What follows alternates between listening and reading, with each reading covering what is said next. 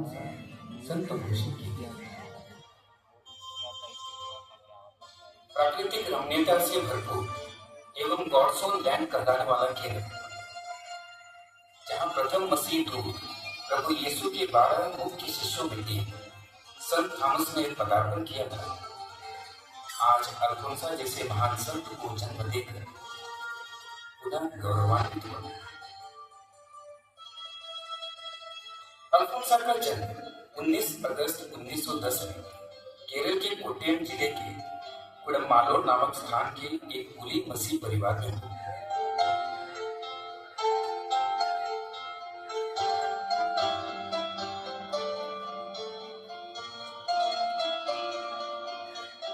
बपतिस्मा संस्कार के समय उसका नामकरण हुआ तथा उसे अन्ना नाम दिया गया। जब अन्ना मात्र 3 महीने की थी, उसकी मां मरियम कुंडी का देहांत हुआ।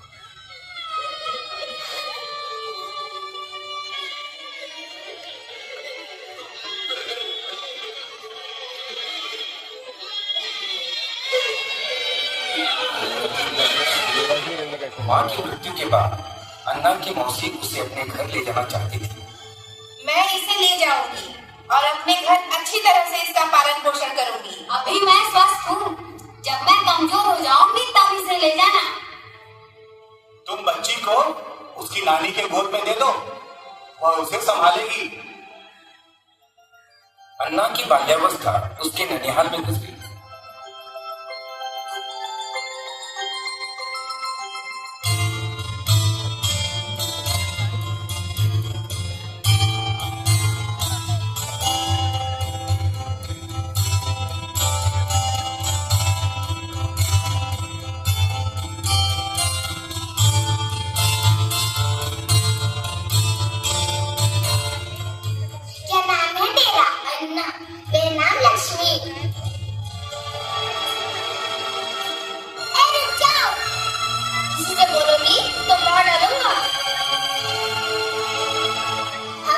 बोलेंगे सर, उसकी अच्छी पिटाई करेंगे। नहीं तो हम उसके माँ बाप से बोलेंगे। नहीं, यदि हम उसको प्रभु के नाम पर क्षमा कर देंगे तो प्रभु भी हमें क्षमा कर देगा। प्रारंभिक शिक्षा के बाद वह विद्यालय एवं ननिहाल छोड़कर मौसी के घर गई, जहाँ वह पली बढ़ी।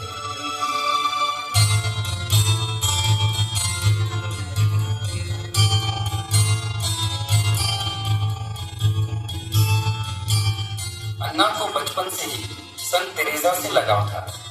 एक दिन उसे संत तेरेसा के दर्शन हुए। संत तेरेसा डर गई। नहीं अन्ना कुटी, तुम एक धर्म बहन बनना, एक संत बनना। जी। लोग अन्ना को प्यार से अन्ना कुटी पुकारते थे। अन्ना की मौसी उसे प्यार तो करती थी, पर बड़ी सख्त महिला थी। वह अन्ना को अनुशासन, शालीनता और सुंदरता की आवश्यकता के बारे में समझाती थी। जानती हो, नारी की शक्ति सौंदर्य है, सौंदर्य। इसलिए काजल लगाना चाहिए, अच्छे कपड़े पहनना चाहिए।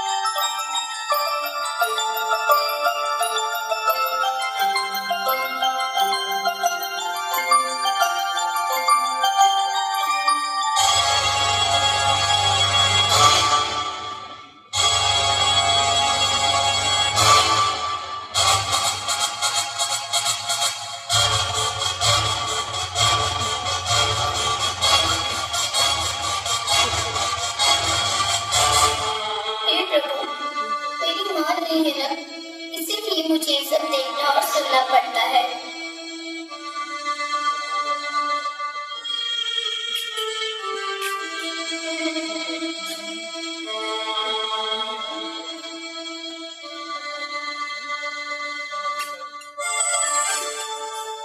अन्ना कुटी के पिता उससे अक्सर मिलने आया करते थे।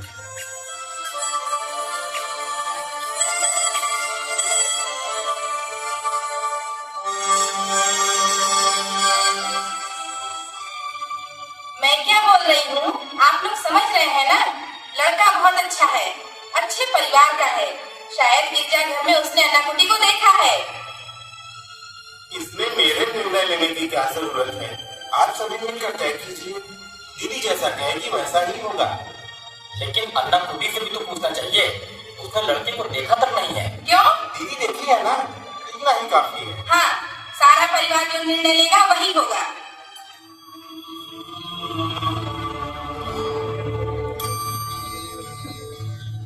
एक तरफ अन्ना कुटी की शादी की चर्चा चल रही थी, तो दूसरी तरफ वह प्रभु के सामने घुटने टेक कर एक मठवासी सन्यासिनी का जीवन जीने की कृपा की भीख मांग रही थी।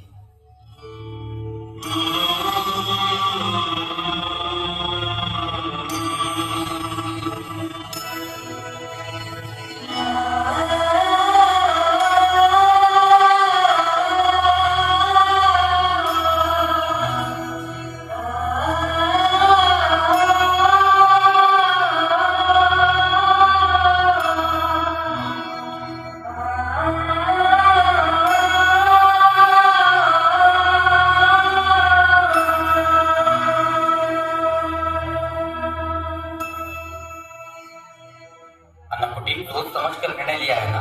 हाँ फादर। तो उसके लिए भी मार्ग बनेगा।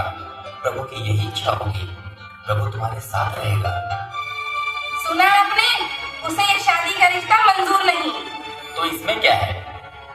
उन्हें आकर देखने दो, तब सब सही हो जाएगा। अरे समस्या उस रिश्ते की नहीं, कहती है मुझे शादी ही नहीं करनी है। हैं? नहीं बेटी, तुम्हारी शादी हो और तुम एक अच्छी माँ बनो, यही हम सबकी इच्छा है। तुम मना मत करना। मेरे प्यारे मौसा, यीशु मसीह के 5 घाव के नाम पर फिर से मुझे शादी के लिए मजबूर नहीं करना। अन्ना कुटी! मौसा और मौसी अपनी सुंदर प्यारी बेटी को आभूषण पहने सज धज कर सुंदर देखना चाहते थे और मौसी उसे समझाया करती थी। नारी की शक्ति सुंदरता है।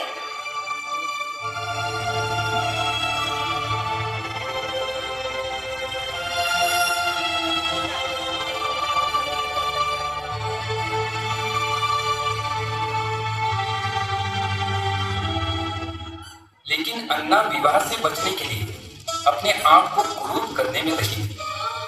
एक दिन उसने जानबूझकर जलती भूसी में अपने पैरों को डाल दिया।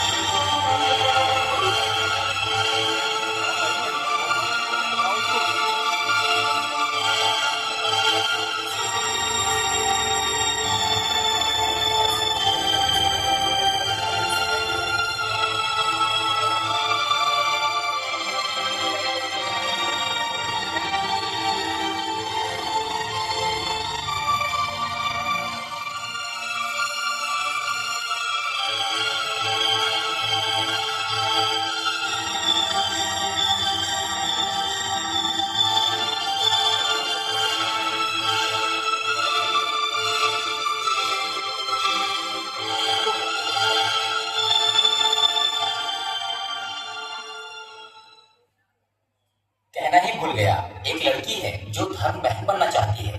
लो, वो आ ही गई। घर के सभी लोगों से पूछ करके ही निर्णय लेना, ठीक है? ये वर्ण कानून से आ रही हैं, इनसे मिलो और बात करो। देखो, मठ में प्रवेश करने के बाद यह नहीं कहना कि मौसा से मिलना है, पिताजी से मिलना है। पूर्ण समर्पण के साथ ही कदम उठाना।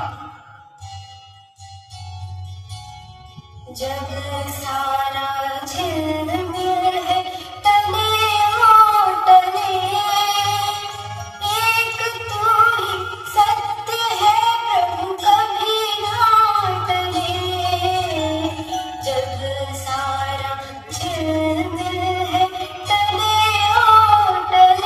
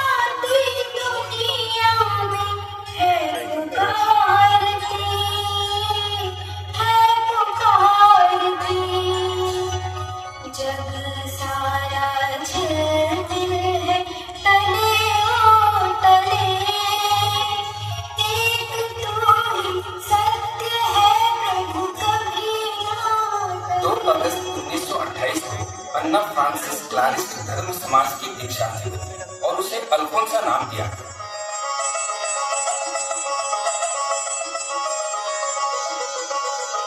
संत फ्रांसिस और संत क्लारा के इस धर्म समाज में आप बुलाई गई हैं। क्रूसित यीशु को अपने वर के रूप में स्वीकार कीजिए और उनकी तरह बलिदान में जीवन व्यतीत कीजिए।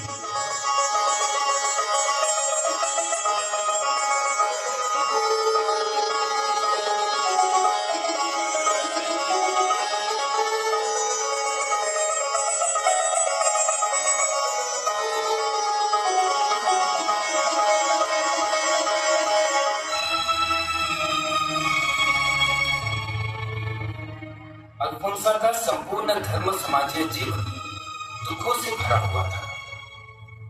उसने प्रभु से दुख का और उसे सहन करने का वरदान मांगा और प्रभु ने वह वरदान उसे दिया भी। वह बार बार बीमार पड़ती थी।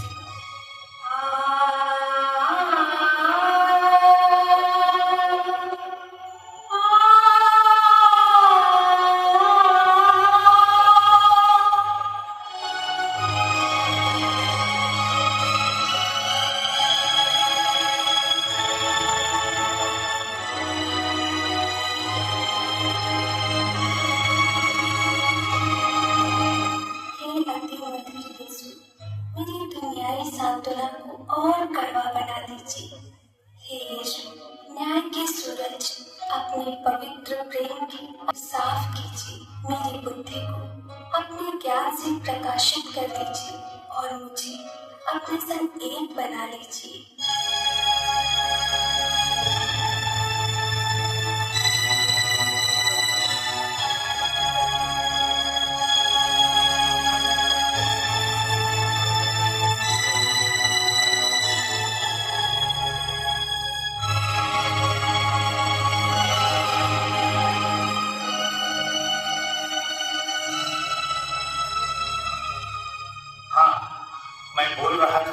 कि दुख ईश्वरानुभूति का एक महत्वपूर्ण माध्यम है। सब कुछ सहने की शक्ति।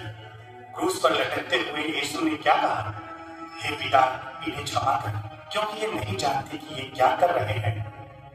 निर्दोष होकर भी दोष लगाए जाने पर अपनी सफाई लेने का प्रयास नहीं करना। 12 अगस्त 1936 को अल्फोंसा संपूर्ण मठवासी बने, धर्म बहन बने।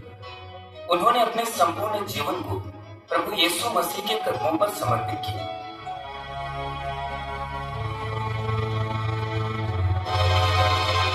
लक्षण से तो टीबी लगता है, ट्यूबरक्लोसिस मतलब? क्षय रोग। ईश्वर, ये तो संक्रामक है। हाँ, ख्याल करना। दुख तो जीवन साथी है, दुख में महिमा छाई है। दुख तो जीवन साथी है, दुख में महिमा छाई है। पीड़ाओं की सेज पर प्रभुवर हमसे मिलते हैं, प्रभुवर हमसे मिलते हैं। दुख तो जीवन साथी है, दुख में महिमा छाई है। दुख तो जीवन साथी है, दुख में महिमा छाई है। शारीरिक दुख के साथ साथ उनकी मानसिक पीड़ाएं भी बढ़ती गई। समाज की बहनें उन्हें सताने लगी और उन पर दोष लगाने लगी। किसने केला चुराया? अल्फोंसा, तुमने लिया? अल्फोंसा, घुटने टेक कर माफी मांगो।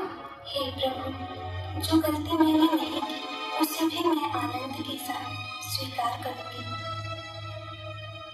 मेरी प्रिय बहन, मैंने गलती की और उसके लिए मैं क्षमा याचना करती हूँ। आप सभी मुझे क्षमा करना।